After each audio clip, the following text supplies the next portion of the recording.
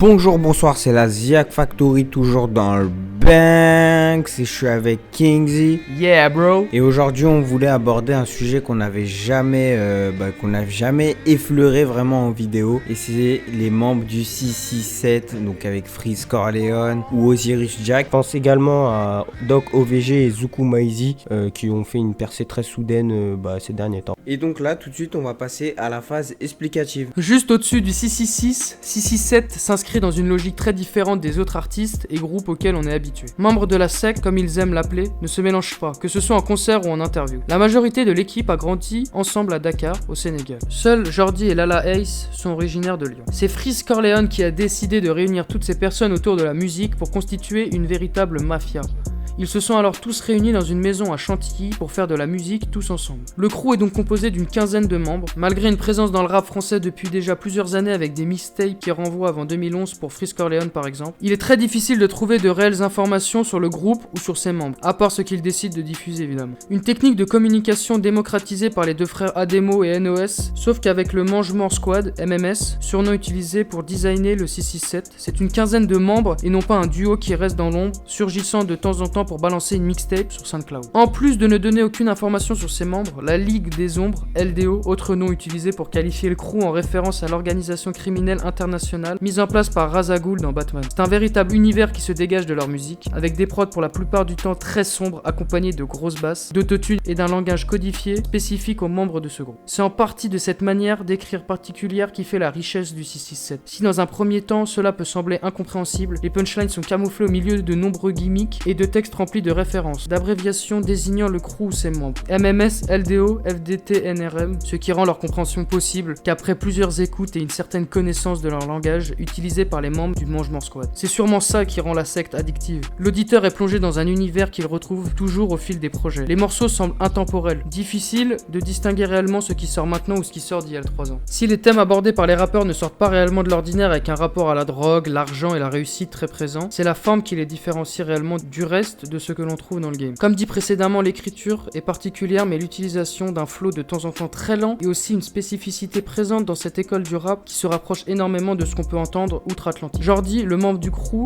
qui a su le plus s'implanter dans le rap français en solo, même s'il ne fait plus partie du collectif actuellement, et Lala Ace, l'unique représentante de la jante féminine du crew qui en sont de parfaits exemples. La raison pour laquelle le succès tarde à venir pour 667 est sûrement que le public français n'est pas encore réellement prêt à ce genre de rap. Même si ce dernier a énormément évolué ces dernières années, il reste un cap à franchir pour voir l'auditeur lambda de rap français écouter ce style futuriste. C'est cependant ce qui a fait la force du groupe. Il n'est en aucun cas question de s'adapter et de vouloir plaire au public, mais de produire et diffuser un style de musique bien à eux, et ça depuis plusieurs années déjà. On remarque une attention particulière dans ce qu'ils proposent au niveau visuel avec des clips à chaque fois travaillés dans un style qui s'allie parfaitement à leur musique. Bien vu Kingzy pour cette phase explicative. Maintenant les gens de la Ziak Factory qui connaissaient pas ce groupe ou ce label ou je sais pas cette secte quoi, maintenant sont introduits auprès de cet univers avec leur délire de SO, de shout-out, de Freeze Corleone, de trucs sombres, de complot. C'est vrai qu'aujourd'hui, si tu suis un peu le rap français, tu connais forcément Freeze Corleone de nom à la rigueur, mais il faut que ça plaise quoi. Je pense que c'est leur délire secte avec leur vocabulaire à eux et tout. C'est loin des tendances actuelles, tu vois, je pense. C'est pas ce que recherchent la plupart des gens qui écoutent. Tu vois, en radio, t'entendras jamais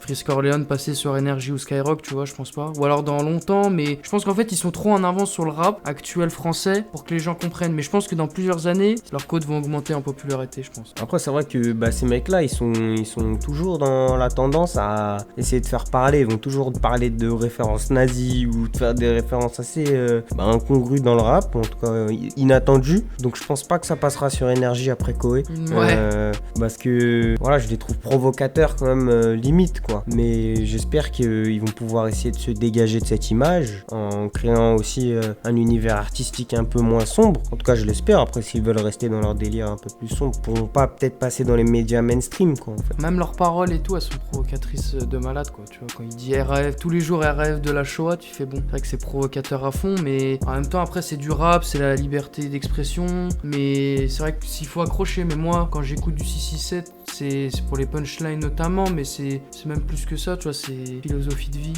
D'écouter ça peut te motiver d'un côté, comme te rendre parano ou enfermé dans une bulle, je sais pas. Quand en écoutant ça, c'est soit tu prends la bon côté des choses en te motivant, soit ça te détruit, je pense, complètement le cerveau d'écouter des paroles de la sorte et des instrus avec des basses extra qui te déglinguent les oreilles, mais ouais, mec. Après, je voulais revenir sur les instrus qui étaient bruyantes. J'ai vu qu'il y avait d'autres membres qui exploitaient d'autres musicalités, comme j'ai dit dans l'intro, Zuku Maizi qui a sorti Dr Lulu avec Osiris Jack, et je trouve que ça change par rapport au son de Freeze ou même de Osiris ou de Doc OVG. Après, c'est vrai qu'il faut pas oublier que dans le 667 il y a 15 membres, et dans les 15 membres il n'y a pas que des rappeurs comme Freeze Corleone, il y en a d'autres qui ont des flows complètement différents et qui sont pas du tout dans les choses ténébreuses. Enfin, ça touche toujours un peu au ténébreux provocateur, mais c'est moins provocateur que les plus gros comme Osiris Jack, Freeze Corleone. Eux, c'est vraiment la provocation, même Doc OVG et tout,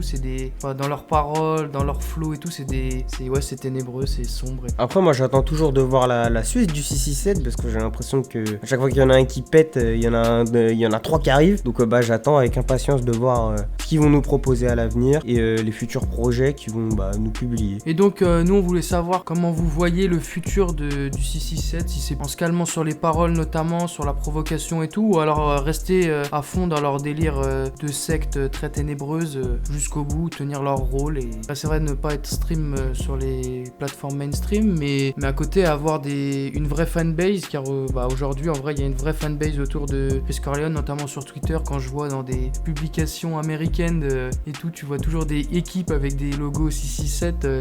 Ils ont créé une petite fanbase quand même importante, que ça soit même dans d'autres pays. J'ai vu, t'as des articles brésiliens et tout qui parlent du 667, Freeze Corleone plus que le 667 il me semble, mais enfin ça touche quand même le 667 quand on parle de Freeze Corleone parce qu'il le cite tout le temps.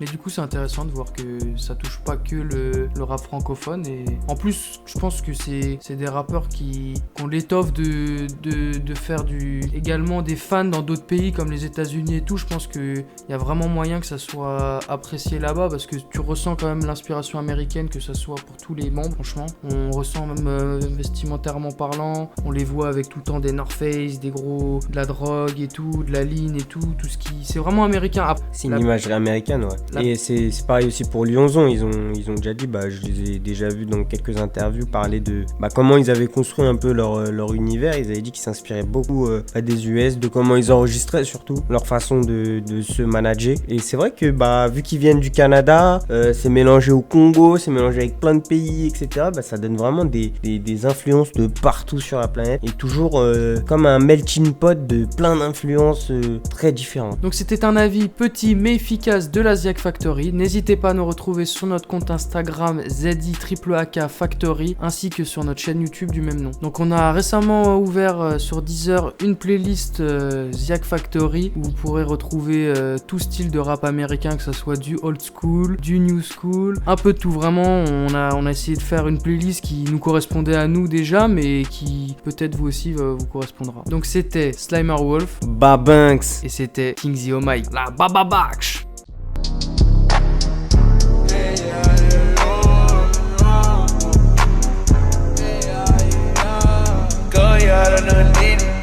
Goku, you krillin', bitch, I'm being rich, are you kidding?